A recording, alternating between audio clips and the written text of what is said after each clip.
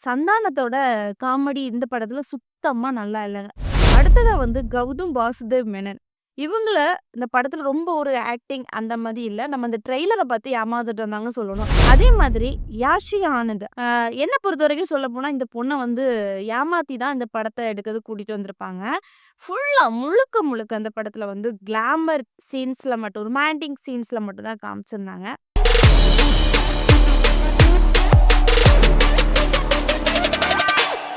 Highs நான் ஜெசோனா. இன்னைக்கு நம்ம எத பத்தி பார்க்க போறோம் அப்படின்னு பார்த்தீங்கன்னா, டிடி நெக்ஸ்ட் லெவல் படத்தோட ரிவ்யூ தான் பார்க்க போறோம். இந்த படம் எப்படி இருந்துச்சு? இந்த படத்துல யாரெல்லாம் நடிச்சிருந்தாங்க? அதுவும் எப்படி நடிச்சிருந்தாங்க? இந்த படம் மக்களின் எதிர்பார்ப்பை பூர்த்தி செஞ்சுதா? இதெல்லாம் பத்தி தான் முழுக்க முழுக்க நம்ம வீடியோல பார்க்க போறோம். இந்த வீடியோக்குள்ள போறதுக்கு முன்னாடி இந்த வீடியோ பத்தின கருத்து ஏதாவது உங்களுக்கு இருந்துச்சுன்னா கமெண்ட்ல தருவீங்க. ஏன்னா உங்களுடைய கமெண்ட்ட பார்த்து நாங்க நெக்ஸ்ட் வீடியோ பெஸ்ட்டா எடுக்கிறதுக்கு யூஸ்ஃபுல்லா இருக்கும். வாங்க வீடியோக்குள்ள பார்த்து தெரிஞ்சுக்கலாம். ஃபர்ஸ்ட் இந்த படத்தோட ரேட்டிங் நான் எவ்வளவு குடுப்பேன் அப்படின்னு பார்த்தீங்கன்னா, 100க்கு 50 தான் குடுப்பேன். ஏன்னா அந்த அளவுக்கு தான் இந்த படத்தோட கதை இருந்துச்சு. இந்த படத்தோட கதை என்ன அப்படின்னு பார்த்தீங்கன்னா, மொத்த கான்செப்ட்டே ஒரு மூவி ரிவ்யூவர், யூடியூபர் பத்தி தான் இருந்துச்சு சரியா? என்ன அப்படின்னு பார்த்தீங்கன்னா, நெறைய யூடியூபர் மூவிய பத்தி ரிவ்யூ பண்ணுவாங்க. மூவி நல்லா இருந்துச்சுன்னா நல்லா இருக்குன்னு சொல்லுவாங்க. நல்லா இல்லன்னா நல்லா இல்லன்னு சொல்லுவாங்க சரியா? அப்போ ஒரு கோஸ்ட் என்ன பண்றாங்க அப்படின்னு பார்த்தீங்கன்னா, அ இந்த மூவி ரிவ்யூ யூடியூபர்லாம் இருக்கிறாங்கல்ல, மூவிய பத்தி தப்பு தப்பா பேசுவாங்கல்ல, அவங்களுக்கெல்லாம் என்ன பண்றாங்கன்னா, ஒரு பாக்ஸ்ல கிஃப்ட் அனுப்பி ஒரு டிக்கெட் மூலமா அனுப்புவாங்க. அனுப்பிட்டு ஒரு ஃபோன் அடிச்சு சொல்லுவோம். நாங்க நாளைக்கு எங்க தியேட்டர்ல இந்த படத்த இறக்குறோம். நீங்க கண்டிப்பா ரிவ்யூ பண்ணித்தாங்க. அப்பதான் எங்களுக்கு நெறைய ப்ரமோஷன் கிடைக்கும் அப்படின்னு சொல்லுவாங்க. அதே மாதிரி அந்த யூடியூபர் என்ன பண்ணுவாங்கன்னா, அந்த பணத்துக்கு ஆசைப்பட்டு அந்த தியேட்டருக்கு போவாங்க. தியேட்டருக்குள்ள போனோனே, அந்த கோஸ்ட் என்ன பண்ணும்னா, அந்த யூடியூபர அப்படியே ஒரு தியேட்டர்ல ஒரு ஸ்க்ரீன் இருக்கும். ஸ்க்ரீன்குள்ள அனுப்பிரும். அதாவது உள்ள ஒரு படத்தோட கதைக்குள்ள அனுப்பிரும். அப்போ அங்க இருக்கிற அந்த நபர் என்ன பண்ணலாம் அப்படின்னு பார்த்தீங்கன்னா, முடிஞ்ச அளவுக்கு தப்பிச்சு வர முடிஞ்சா தப்பிச்சு வரலாம். இல்லன்னா, அங்க வச்சே கோஸ்ட் கொன்றும். அந்த மாரி தான் கதைக்களம் அமைஞ்சிருக்குது. இப்படிதான் நம்ம சந்தானம் அவங்களும் ஒரு யூடியூபர் தான். இந்த ஸ்க்ரீன்குள்ள மாட்டிருவாங்க. அவங்களுடைய ஃபேமிலியோட சேர்ந்து போய் மாட்டிருவாங்க. அதுல இருந்து தான் இந்த கதையே தொடருது. சந்தானம் அந்த படத்துக்குள்ள இருந்து அவங்க ஃபேமிலிய எந்த அளவுக்கு காப்பாத்துறாங்க. அ எந்த அளவுக்கு அந்த ஸ்க்ரீன்குள்ள இருந்து தப்பிச்சு வாராங்க. இதுதான் அந்த படத்தோட கதைக்களமாட்டு அமைஞ்சிருக்குது சரியா? மொத்தத்திலே சிம்பிளா சொல்லணும் அப்படின்னு பார்த்தீங்கன்னா, இந்த படத்துல 2 படத்த கொலாபரேஷன் பண்ணி மிக்ஸ் பண்ணி எடுத்திருந்தாங்க. என்ன அப்படின்னு பார்த்தீங்கன்னா, தமிழ் படமும், ஒரு இங்கிலீஷ் படமும். ஆ தமிழ் படம் என்ன அப்படின்னு பார்த்தீங்கன்னா, காக்கா காக்கா படத்தையும், இங்கிலீஷ் படத்துல சொல்லணும் அப்படின்னு பார்த்தீங்கன்னா, விராங்டன் அப்படின்னு சொல்லிட்டு ஒரு படத்த நீங்க கண்டிப்பா பார்த்திருப்பீங்க. ஆ அந்த படத்தையும் என்ன பண்ணியிருந்தாங்கன்னா, ஒரு மிக்ஸ் பண்ணி எக்ஸ்ட்ரா ஒரு பேய மட்டும் நடுவுல கொண்டு வச்சிருந்தாங்க. இந்த மாதிரி தான் பண்ணியிருந்தாங்க. இப்படி இந்த படத்த பண்ணும்போது நல்லா வரும்னு நெனச்சுட்டு அவங்க பெஸ்ட்ட குடுத்தாங்க. பட் இந்த அளவுக்கு சொதப்பும் அப்படின்னு சொல்லிட்டு அவங்களே எதிர்பார்க்கல. பட் அந்த அளவுக்கு நல்லாவும் இல்ல அந்த படம். இந்த படத்துல காமெடியாச்சும் நல்லா இருக்கும் அப்படின்னு பார்த்தீங்கன்னா, சந்தானத்தோட காமெடி இந்த படத்துல சுத்தமா நல்லா இல்லங்க. மத்த படத்துல சந்தானத்த எடுத்துக்கிட்டோம் அப்படின்னு பார்த்தீங்கன்னா, வருவாங்க ஹீரோவா இருந்தாலும் காமெடி பண்ணுவாங்க. காமெடி பண்ண மாதிரி நம்ம சிரிக்கிறது மாதிரி இருக்கும். ஆனா இந்த படத்துல சுத்தமா ஓ காமெடியே வரல. மொக்கையா இருந்துச்சு. அவங்களுடைய பாஸையும் டிஃபரெண்ட்டா குடுத்துருந்தாங்க. டைரக்டர் பெஸ்ட்டா இருக்கும்னு நெனச்சுட்டு குடுத்தாரோ என்னவோ தெரியல. மொக்கையா இருந்துச்சு. இப்போ அடுத்ததாட்டு மொட்ட ராஜேந்திரன பத்தி சொல்லணும் அப்படின்னு பார்த்தீங்கன்னா, இந்த படத்த பொறுத்தவரைக்கும் சந்தானத்தையும், மொட்ட ராஜேந்திரன பத்தி கம்பேரிசன் பண்ண பார்க்கும்போது, மொட்ட ராஜேந்திரன் வேற லெவல். அவங்களுக்கு நான் பெர்சன்டேஜ் கணக்கு படி குடுக்கணும் அப்படின்னு பார்த்தீங்கன்னா, 100க்கு 150% தான் குடுப்பேன். ஏன் அப்படின்னு பார்த்தீங்கன்னா, ஒவ்வொரு சின்ன சின்ன விஷயங்கள் இந்த படத்துல நுணுக்கமா இந்த படத்த ஏற்கனவே நீங்க பார்த்திருந்தீங்கன்னா தெரியும். பார்க்காதவங்க இனி பார்க்க போறீங்கன்னா, கண்டிப்பா நோட் பண்ணுங்க. மொட்ட ராஜேந்திரன் ஒரு சின்ன சின்ன விஷயத்துலயுமே பேசும்போது கூட, நம்மள வயிறு குலுங்க சிரிக்கிற அளவுக்கு தான் வச்சிருப்பாரு. சரியா? ஒவ்வொரு சீன பார்க்கும்போதுமே, நான் அந்த அளவுக்கு சிரிச்சிருப்பேன். கண்ணீர் கூட சிரிச்சிருப்பேன். சரியா? அப்படி ஒரு அவங்களுடைய மாஸ் வேற லெவல். மொட்ட ராஜேந்திரன பத்தி சொல்லவே வேண்டாம். அவங்களால தான் இந்த படம் ஓரளவுக்கு 100க்கு ஒரு 50% ஆவது ஹிட் அடிச்சதுன்னு நான் சொல்லுவேன். அந்த அளவுக்கு இந்த படம் அவங்களுடைய காமெடி சூப்பரா இருந்துச்சு. அடுத்ததா கௌதம் வாசுதேவ் மேனன்.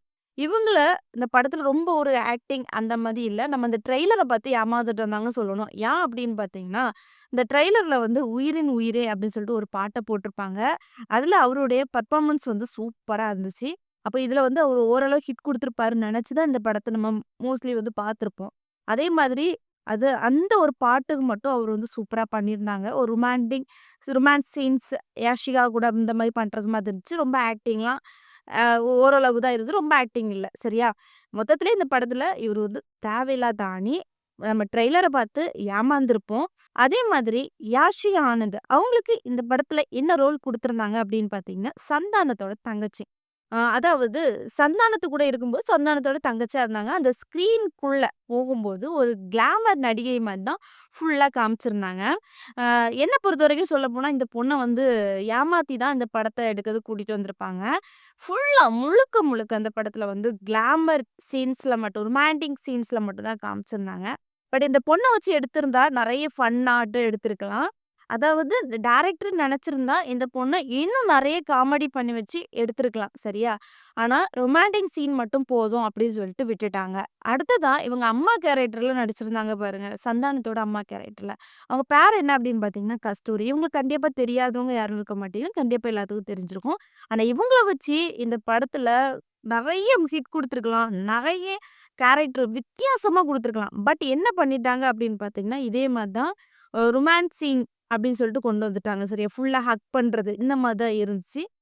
அவங்களுடைய ஸ்பீச் அந்த அளவுக்கு இதுல வந்து ரொம்ப இல்ல. பட் நார்மலா விட்டோம் அப்படின்னு பார்த்தீங்கன்னா, கஸ்தூரி எந்த அளவுக்கு பேசுவாங்கன்னு நமக்கு தெரியும். ஆனா இந்த படத்துல அவங்கள வந்து மொக்கையா காமிச்சுட்டாங்க. அடுத்ததாட்டு சந்தானத்தோட அப்பா கேரக்டர்.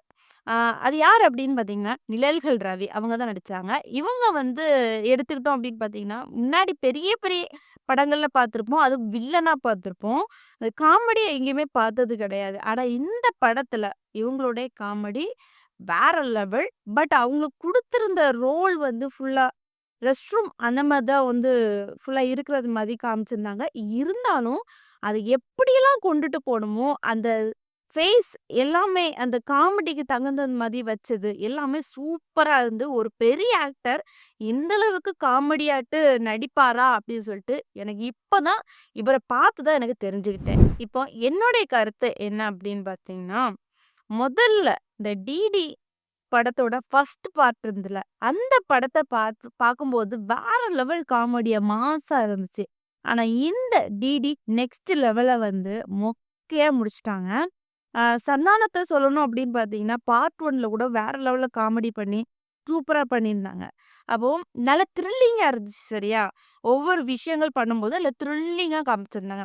இதுல வந்து ஒரு த்ரில்லிங்காவும் இல்ல, காமெடின்னு ஒரு பேர்ல வந்து ஒரு மாரி பண்ணியிருந்தாங்க. பட் நல்லாவே இல்ல.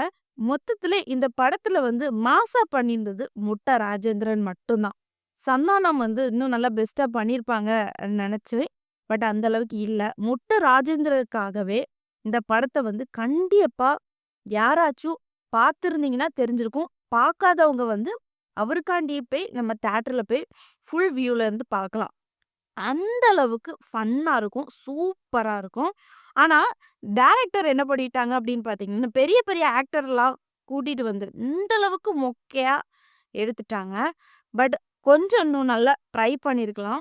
இந்த படத்தோட ரேட்டிங் வந்து நான் எவ்வளவுக்கு குடுப்பேன் அப்படின்னு பார்த்தீங்கன்னா, 100க்கு ஒரு 50 குடுப்பேன். இந்த படத்துல என்னென்ன காமெடி சீன்ஸ் உங்களுக்கு புடிச்சிருந்து? இந்த படம் உங்களுக்கு புடிச்சிருந்தா இல்லையா? சரி. இது எல்லாத்தையுமே கமெண்ட்ல தெரிவிங்க. நெக்ஸ்ட் வீடியோல சந்திக்கிறேன். பாய்.